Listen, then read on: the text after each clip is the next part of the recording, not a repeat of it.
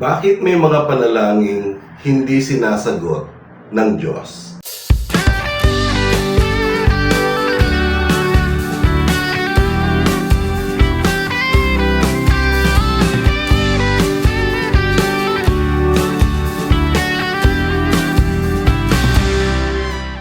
Mapagpalang buhay po sa ating lahat, mga ka-worship. Welcome po sa Usapang Born Again. Ako po ang inyong kapatid sa Panginoon, Brother Dong Galang. At ngayon, ang paksa na atin pong pag-uusapan ay walang iba kung hindi bakit may mga panalangin na hindi sinasagot ng Diyos. Alam ho ninyo, napaka-importante pong paksa nito sapagkat ang atin pong hangarin ay magkaroon lagi tayo ng answered prayer. Yun bang ang gusto natin every time that we pray? First, God will hear our prayers. Second, God will answer our prayers favorably, yung papabor sa ating mga hinihiling. Kaya mga kapatid, nais ko pong ibigay sa inyo yung pinaka-fundamental or yung pinaka-basic na rule para ang atin pong panalangin ay mapakinggan. Kaya lang babalik rin natin to. Bakit may mga panalangin na hindi sinasagot ng Diyos? Nais ko pong magbigay sa inyo ng 5 importanteng bagay bakit may mga panalangin na hindi sinasagot ng Diyos. Una sa lahat, mga kapatid, kapag ikaw ay nananalangin sa Diyos, okay? Napaka-importante na alam mo ang posisyon mo sa harapan ng Diyos. Bakit po? Bakit may mga panalangin kasi na hindi sinasagot ng Diyos?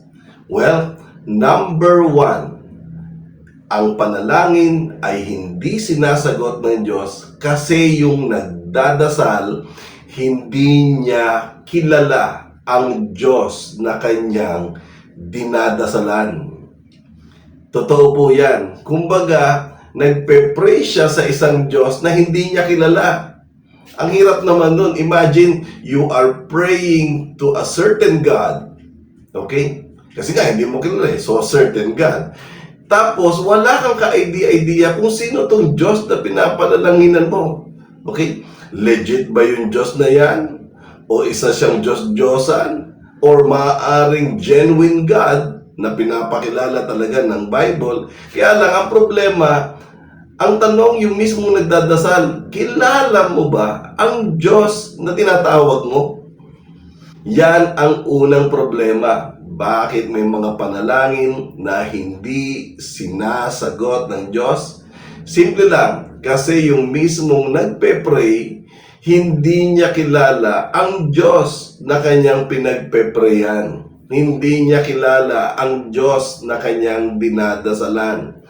Ang laking problema nun, mga kapatid. Tumatawag ka sa hindi mo kilala. Nananalangin ka sa wala kang ka-idea kung sino siya. Paano ka sasagutin? Diba? And that will point number 1. Ang point number 2, bakit may mga panalangin hindi sinasagot ng Diyos? Sapagkat sa number 2, ang Diyos hindi kilala yung nagdadasal. Yun naman. Kung ang number 1, hindi kilala nung nagdadasal ang Diyos na kanyang dinadasalan. Sa point number 2, bakit may panalangin na hindi sinasagot ng Diyos? Kasi ang Diyos hindi niya kilala yung nagpe-pray. Okay? Lumalabas, mga kapatid, ang Diyos, yung nagpe-pray, wala siyang idea kung sino to. Okay? Maaari i-argue, Brother Dong naman, unfair naman. Di ba lahat tayo likha ng Diyos? At dahil tayo likha ng Diyos, dapat lahat kilala niya tayo. Paano mo nasabing hindi tayo kilala ng Diyos pag tatawag tayo sa Kanya? Okay, linisin natin. Maaaring kilala ka ng Diyos. Okay? Sapagkat lahat naman tayo ay nilikha ng Diyos. At dahil sa tayo ay nilikha ng Diyos, obviously, kilala niya tayo. Di ba? Ngayon, dahil sa tayo ay kilala ng Diyos, ang point of argument ko dito, maaaring kilala ka ng Diyos. Kaya lang hindi Kanya kinikilala. Maybe God knows you, but God does not acknowledge you. Hindi kanya kinikilala. So, bakit ang panalangin ay hindi sinasagot? Kasi yung nagdadasal hindi kilala or mas malamang hindi kinikilala ng Diyos. Ang importante kasi po dito, yung dalawang bagay na yan. Yung una, nagdadasal ka sa Diyos na kilalang kilala mo. Pangalawa, nagdadasal ka sa Diyos na kilalang kilala ka rin, mga kapatid. And that will bring me to point number 3. Ang importante, dahil sa pangapanalangin hindi sinasagot, walang relasyon. Walang relasyon. Dapat may nabuong relasyon between God and man. Or sabihin natin sa nagdadasal at sa Diyos na dinadasalan niya, importante po ang relasyon, mga kapatid. Bakit po? Ganito po yan. Okay? Sapagkat ang relasyon po, ang pinakamatibay na ginawa ng ating Panginoong Hesus sa Diyos at sa mga taong mananampalataya sa Kanya. Nag-establish siya ng relasyon. Anong klaseng relasyon? Relasyon na kung saan mag-uncle, magpinsan, magkapatid? Hindi po. Relasyon ng mag-ama. Na kung saan tayo ang mga anak, ang Diyos ang Ama. Bakit meron po tayong ganitong relasyon na pinapakilala ni Jesus? Sapagkat nung unang panahon po, nung panahon ni Abraham, hindi relasyon, kung hindi covenant. Nakipag-covenant ang Diyos kay Abraham at nakipag-covenant si Abraham sa Diyos. At ang sabi ng Diyos, pagpapalain kita, ang lahi mo ay magiging kasing dami ng buhangin sa dagat. Ano nangyari, mga kapatid? Lumabas si Isaac, lumabas si Jacob. Si Jacob ay naging bayan ng Israel. Okay? So, ang Diyos ay may tipan sa bayan ng Israel sapagkat ang bayan ng Israel ay bayang pinili ng Diyos. Okay? Ngayon, tinutupad ba ng Diyos ang kanyang tipan sa bayan ng Israel? Yes po. Tinutupad ng Diyos ang kanyang pangako. Kaya pinagpapala niya ang bayan ng Israel. Ngayon, ano ang isinusukli ng bayan ng Israel sa Diyos na nagpapala sa kanya? Alam mo ninyo, sumasamba ang Israel sa Diyos-Diyosan. Kumbaga, matapos ibigay ng Diyos ang kanyang mga pagpapala sa bayan ng Israel, ang Israel po magpapasalamat sa ibang Diyos. Magdadasal sa ibang Diyos. Magpupuri sa ibang Diyos. Sasamba sa ibang Diyos. Ano naman ang damdamin ng Diyos dyan? Na matapos mong ibigay lahat-lahat para matulungan, mapagpala, tapos tumatalikod, tapos ang kinikilala ng Israel ay ibang Diyos, hindi si Yahweh. At para mabago ang bagay na ito, lumabas ang ating Panginoong Hesus. At nung siya ay lumabas, sinabi po sa John, chapter 1, to them who believe in His name, okay? To them who put their trust in Him, God gave them the right to become children of God. Yun. Sila na nagtiwala sa Kanya, sila na naglagak ng pananampalataya sa Kanyang pangalan, ang Diyos, binigyan niya ng karapatan silang mga naniniwala na maging mga anak ng Diyos. Kaya nga si Jesus nung magturo na ng prayer sa Kanyang mga disciples, sabi niya, this is now how you should pray. You say, Our Father. So lumalabas ang prayer version ni Jesus Christ bago na ang Ama, ang Anak, ay mag-uusap sa pamagitan ng panalangin. Na ikaw at ako bilang mga anak, tatawag tayo sa Diyos at sasabihin natin sa Diyos, Our Father. It speaks about relationship. Kaya napaka-importante po na dapat may na-establish na relationship. Why? Bakit may panalangin hindi sinasagot ng Diyos? Kasi walang relasyon. Walang relasyon. Kaya, dapat pala may relasyon. Dapat pala, kilala ko ang Diyos. At dapat din pala, kilala ko ng Diyos. Paano gagawin ko, Brother Dong? Well, that will bring me to point number 4. Para makilala mo ang Diyos na iyong sasambahin, pupurihin, pasasalamatan, dadasalan, at doon ka mananalangin. Para makilala mo siya ng lubusan, dapat alam mo ang salita ng Diyos. Okay? Palagi kang magbasa ng Bible.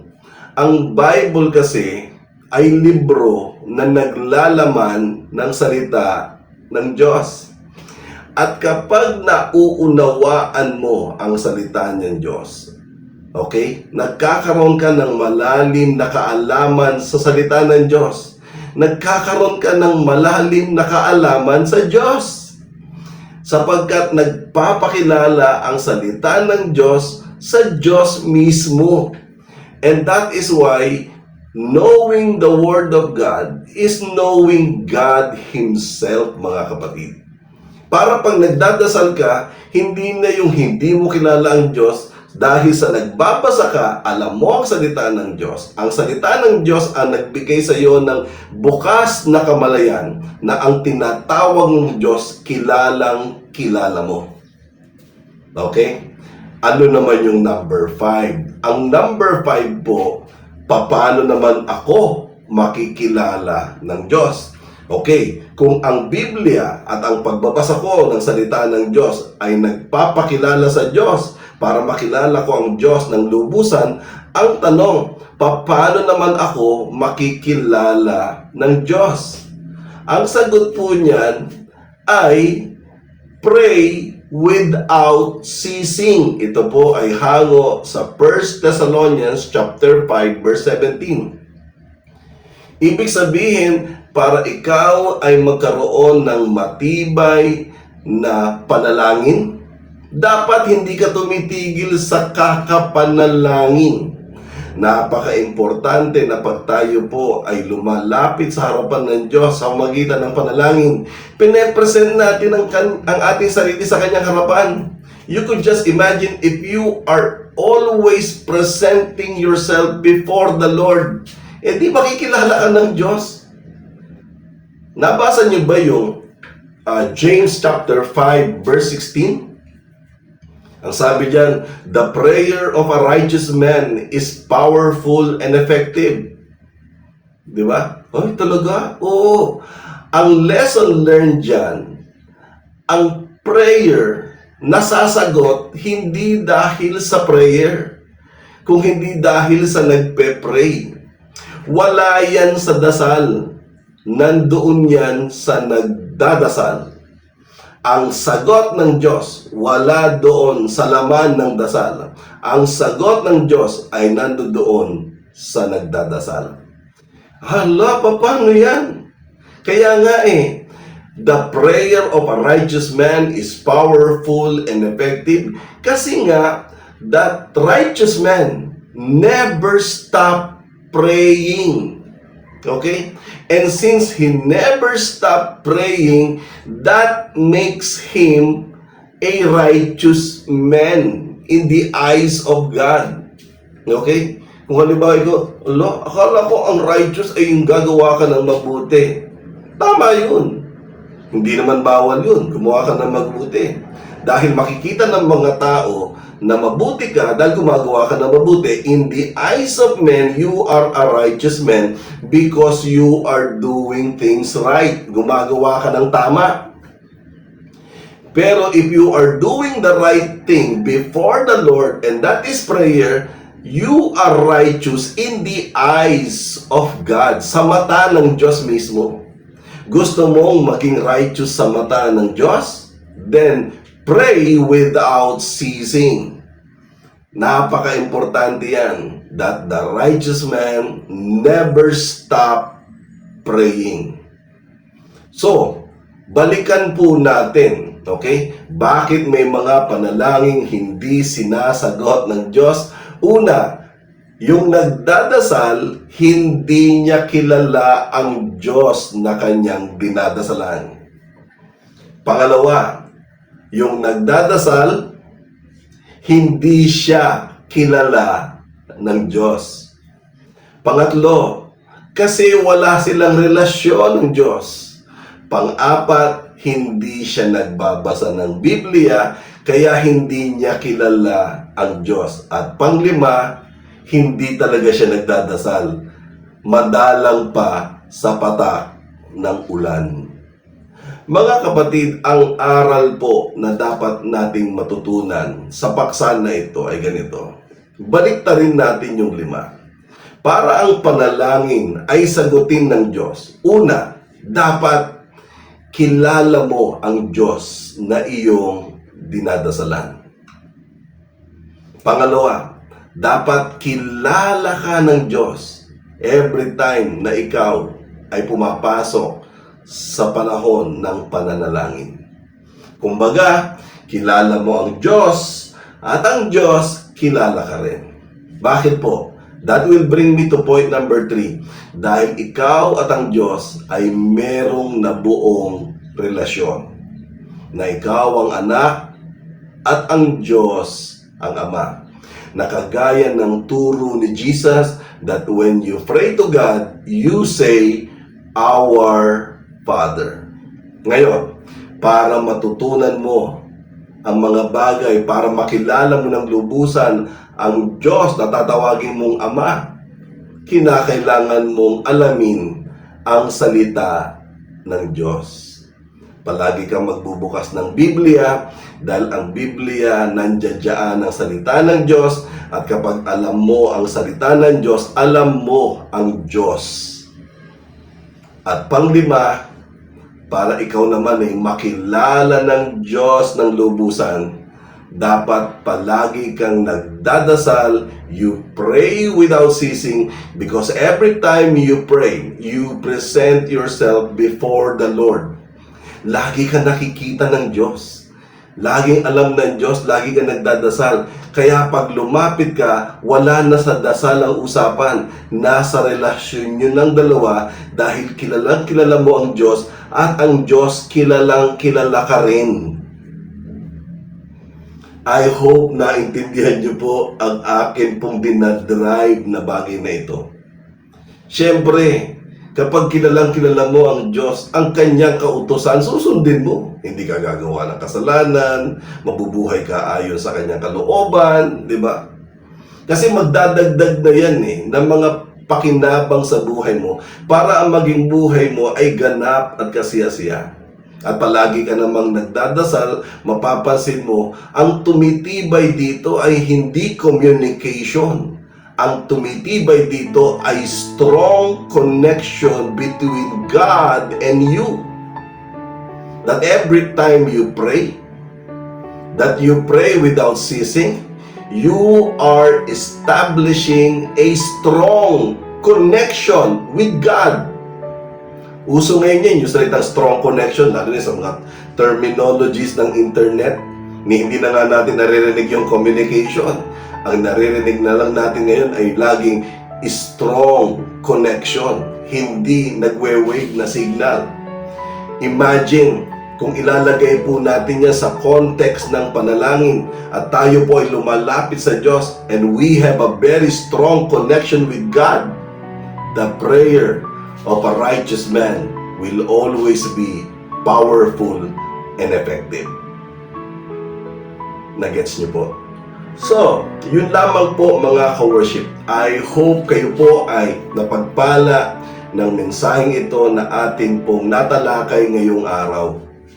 At dalangin ko na sa magitan ng 5 key points na to, malalaman natin yung tamang kondisyon bakit may mga prayer na hindi sinasagot ng Diyos at may mga prayer naman na sasagutin ng Diyos dahil una, kilala mo ang Diyos na iyong dinadasalan. Pangalawa, kilala ka ng Diyos every time na ikaw ay lumalapit sa Kanya. Pangatlo, meron kayong matibay na relasyon ng Diyos. Pang-apat, nagbabasa ka ng Biblia dahil gusto mong malaman ang salita ng Diyos, dahil ang salita ng Diyos ay nagpapakilala sa Diyos. At panglima, hindi ka tumitigil sa kakapanalangin because the prayer of a righteous man is powerful and effective. Kasi nga, the righteous man never stop praying. Kayo po'y aking pinasasalamatan sa tuwing panonood nyo ng mga video na akin pong pinapresent. Hayaan nyo po, lagi kong ibabahagi sa inyo ang mga kapahayagang ibinabahagi din sa akin ng Panginoon. Ako po ay laging magpo-post ng mga video na mapapakinabangan natin bilang mga born-again Christian. I hope kayo po ay napagpala ng mensaheng ito na atin pong napag-usapan ngayong araw. Sa mga susunod na video, magpo-post pa rin po ako ng ibang talakayan. At dalangin ko na subaybayan niyo po yung lahat ng mga ituturo ng Panginoon sa akin na siya namang isi-share ko sa inyo. Ako po si Brother Donggal at sa pangalan po ng Usapang Born Again at sa aming church na kung saan ang Jesus Heart of Worship Church, dito po yan sa Antipolo, ay nagpapasalamat. Pansamantala po akong magpapaalam, ang dalangin ko, kayo po ay magkaroon, mga ka-worship, ng mapagpalang buhay. God bless po. Bye-bye. Please like, subscribe, and hit the notification bell para updated po kayo sa mga latest videos na ilalabas ko linggo-linggo. Maraming salamat po.